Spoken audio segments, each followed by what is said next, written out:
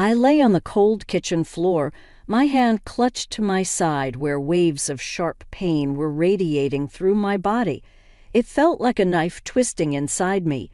My 7-year-old daughter, Lily, stood nearby, her small face etched with fear. "Mommy, are you okay?" Lily's voice quivered, barely above a whisper. "I'll be fine, honey, just a bad stomach ache," I lied, attempting to mask the severity of my pain. Footsteps echoed through the hallway as my husband, David, appeared in the doorway, his expression one of annoyance rather than concern. He was all set for his trip, suitcase in hand. "What's going on, Evelyn? Why are you on the floor?" David asked, his voice tinged with irritation. "I think it's appendicitis, David. It's really bad. We need to go to the hospital."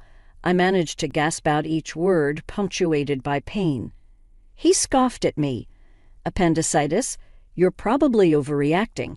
It's likely just indigestion." "But Dave, I really think—" My words were cut off by a sharp jolt of pain, causing me to wince. "I can't miss this trip with Rachel. Just call a taxi or something," he said, unmoved. "I can't even move. Lily's here.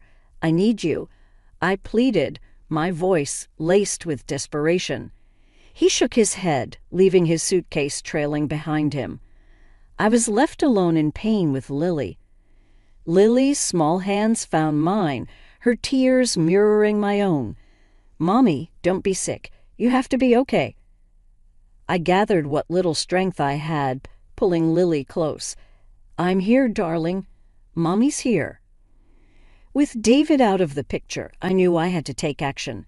Shaking hands fumbled for my phone, and I dialed the only person I knew I could count on, my brother Michael.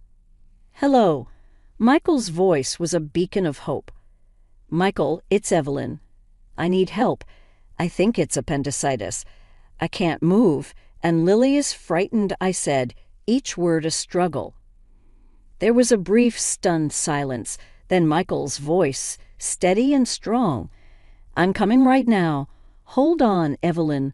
I'll be there as soon as I can." Leaning back against the cold tile, I closed my eyes, trying to keep the pain at bay. Lily cuddled up to me, her presence a small comfort in that moment. A resolve formed within me. David's abandonment in my time of need would not be forgotten. It was a deep cut, a betrayal that marked the beginning of a change. As I lay in the hospital bed, the sterile white walls and the soft beeps of the machines around me felt strangely comforting. The surgery for my appendicitis had been a success, but the emotional wound left by David's abandonment was still raw. I had managed to call my parents to take care of Lily while I recovered, their voices filled with concern and unspoken questions about David's absence. 3 days later, I was back home. The physical pain was a dull reminder of the recent ordeal. Lily, her face brightening at my return, ran into my arms. "Mommy, you're back. Are you all better now?" Her innocent question tugged at my heart. "I'm getting there, sweetie," I replied, hugging her tightly, grateful for her presence. The calmness of our reunion was shattered the next day by the sound of the front door banging open. David and his sister, Rachel, stormed in, their voices raised in frustration. "Why didn't you pick us up yesterday? We had to spend extra on taxi and train fares." David's voice was loud and accusing as he entered the living room. I felt a surge of anger at his audacity. "Welcome back. You must have had a tough time," I said coldly, meeting his gaze with a glare. David stopped in his tracks, surprised by my icy reception. Rachel, too, seemed taken aback by the tension in the room. "What's with the attitude, Evelyn?" David demanded. I couldn't hold back any longer. "While you were off enjoying your trip, I was in the hospital," I said, my voice steady but seething with anger. "And you, Rachel, always demanding David's time without a thought for his family." Rachel's face reddened, and David looked bewildered. "What are you talking about? You were okay, right?" he retorted, his tone dismissive. It's not just about being okay, David. It's about being there when your family needs you. I shot back, my frustration boiling over. Before David could respond, the living room door opened, and in walked Michael, our parents, and David's parents.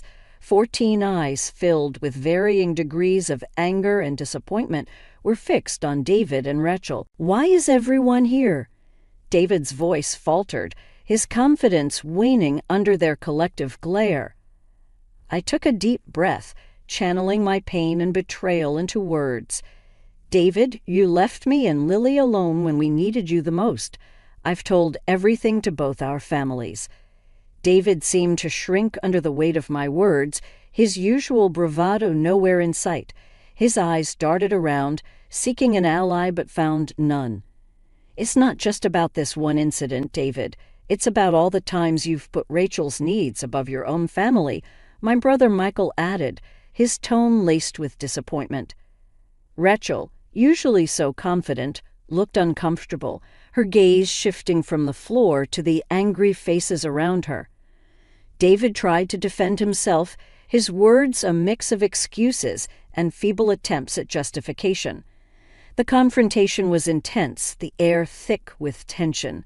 But for me, it was a turning point. I realized that I couldn't continue living in the shadow of David's neglect. It was time for change, time for me to stand up for myself and Lily. The meeting ended with no resolution, but the message was clear. I had the support of both our families, and David's careless facade had been shattered. As they left, David's parents gave me a look of sympathy, a silent acknowledgement of their son's failings. That night, as I lay in bed, the events of the day replayed in my mind.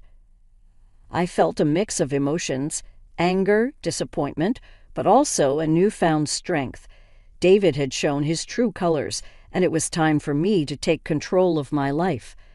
The days following the confrontation were heavy with unspoken words and tension. David tried to act as if nothing had changed, but the air between us was thick with the unsaid. I spent those days reflecting, realizing the depth of my unhappiness and the need for change. The decision I came to wasn't easy, but it felt necessary, like a breath of fresh air in a long-stifled room. One evening, as David sat on the couch, nonchalantly flipping through the TV channels, I walked up to him, a folder in my hand. "David, we need to talk," I said, my voice steady. He glanced up, a flicker of annoyance crossing his face. "What now, Evelyn?" I took a deep breath and handed him the folder. "I want a divorce," I said. David stared at me, his expression a mix of disbelief and mockery. "Divorce? Don't be ridiculous, Evelyn. You're overreacting." I shook my head, feeling a sense of empowerment growing within me. "It's not an overreaction. I've thought about this a lot. You've constantly put Rachel before me and Lily. I can't live like this anymore." David's face twisted into a sneer. "You think you can manage on your own? Don't be naive, Evelyn." His words were meant to wound, but I stood my ground. "I'm not naive, David. I'm aware of what this means. But I'd rather face that uncertainty than continue feeling invisible in my own marriage." He laughed, a cold, harsh sound. "Good luck, Evelyn. You'll come crawling back once you realize how hard it is out there." I felt my anger rising but kept my composure. "I won't. This is my decision, and I'm sticking to it." For a moment, David looked like he might argue further, but then he shrugged, an arrogant smirk on his face. "Fine, have it your way. But remember, I warned you," he said as he turned back to the TV, dismissing me once again. I felt a mix of emotions. There was fear, yes, but also a liberating sense of freedom. I was finally taking control of my life, stepping out of the shadows. The next day, I initiated the legal proceedings for the divorce. It was a daunting process filled with paperwork and legalities, but I was determined. My parents and Michael were supportive, offering help and encouragement during this time. David's true character became even more apparent. He was dismissive and uncooperative, trying to intimidate me into backing down. But I stood firm, bolstered by the support of my family and the growing realization of my own strength. As the days passed, David's facade began to crumble. The charming, confident man I had married was revealed to be selfish and manipulative, his true colors exposed for all to see. The divorce proceedings were tough, but I faced them head-on. Each step forward was a testament to my newfound resolve. I was no longer the woman who lay on the kitchen floor, ignored and in pain. I was a woman reclaiming her life, her dignity, and her happiness. The divorce was a grueling process marked by David's attempts to undermine and belittle me at every turn. He would often sneer during our meetings, making snide remarks about my capabilities as a mother and my future without him. But his words, once so debilitating, now only fueled my determination to break free from his toxic grasp. "Enjoy your life of struggle, Evelyn," David taunted during one of our final meetings. "You'll soon realize how good you had it with me." His arrogance was infuriating, but I kept my composure. I'd rather struggle every day than spend another moment with someone who has so little regard for his family, I retorted, my voice unwavering. David's smug expression faltered for a moment, replaced by a flash of anger. He quickly masked it with a scoff, but I could tell my words had hit their mark.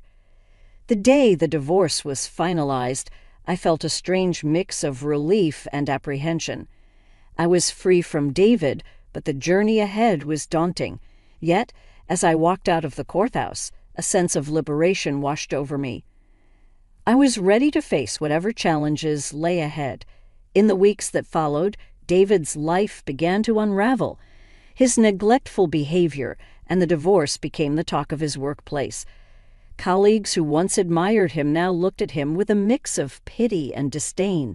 His charming facade had crumbled, revealing the pettiness and selfishness beneath. Word of our divorce and the reasons behind it spread through our community, thanks largely to my cousin, a well-known figure in our neighborhood. David, who had always prided himself on his image and reputation, found himself the subject of whispered conversations and judgmental glances. Rachel, too, faced her share of backlash. Her interference in our marriage was now public knowledge, and friends and neighbors began to view her with suspicion and disapproval. The bond she once shared with David, unbreakable in her eyes, was now strained and awkward. One evening, while picking up Lily from school, I overheard a heated argument between David and Rachel outside their house. Their voices were laced with blame and resentment.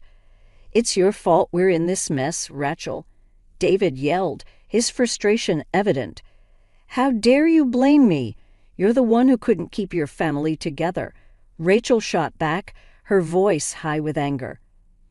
Their argument was a stark contrast to the united front they once presented. The seeds of discord sown by their actions had finally borne fruit, and they were now reaping the consequences. As I walked away with Lily, I felt a sense of vindication. David and Rachel were finally facing the repercussions of their selfishness. It was a harsh lesson, but one they had brought upon themselves. That night, as Lily slept peacefully in her room, I sat by the window reflecting on the past few months. The journey had been difficult, but it had led me to a place of strength and self-respect. I had fought for my dignity and for Lily's future, and though the road ahead was uncertain, I knew I was ready to face it. I felt ready to face it with newfound confidence. In the aftermath of the divorce, life settled into a new rhythm, one that was quieter but more fulfilling. The shackles of my unhappy marriage were gone, and in their place was a newfound sense of independence. I started to rebuild my life piece by piece with Lily by my side. My first step was to secure a job. The gap in my resume due to years dedicated to motherhood was a concern, but I was determined. After several interviews, I landed a position at a small accounting firm. The firm was run by a woman who believed in supporting working mothers, and the environment was understanding and flexible. It was a perfect fit for me. Lily adapted to the changes with the resilience that only children possess. She started kindergarten, her days filled with new friends and learning. Her laughter and chatter filled our home with joy, a stark contrast to the tense silence that had pervaded it before. But the echo of my past with David was not completely silenced. One afternoon, while dropping Lily off at school, I overheard a group of parents whispering, "That's her, Evelyn." Heard her husband left her because he couldn't stand being around her anymore. Their words stung, but I held my head high. The gossip and judgment were small prices to pay for the freedom and peace I now had. Meanwhile, David's downfall continued. His pride had taken a significant hit, and his once spotless reputation was now tarnished. I heard from mutual acquaintances that he had moved back in with his parents, a fact that he tried to keep hidden but eventually seeped out. Rachel's situation was no better. Her meddling in our marriage had alienated her from many of her friends.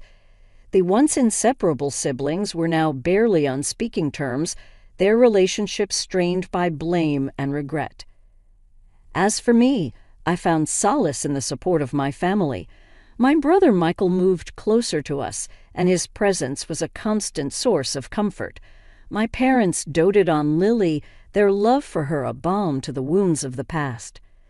One day, while sipping coffee in my kitchen, I reflected on the journey I had taken, the pain, the struggle, the liberation. It had all led me to this moment of tranquility.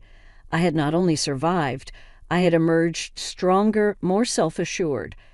The doorbell rang, pulling me from my thoughts. I opened the door to find David standing there, a look of defeat on his face. "Evelyn, I'm sorry. I didn't realize what I had until it was gone." His apology, though late, was a validation of my decision.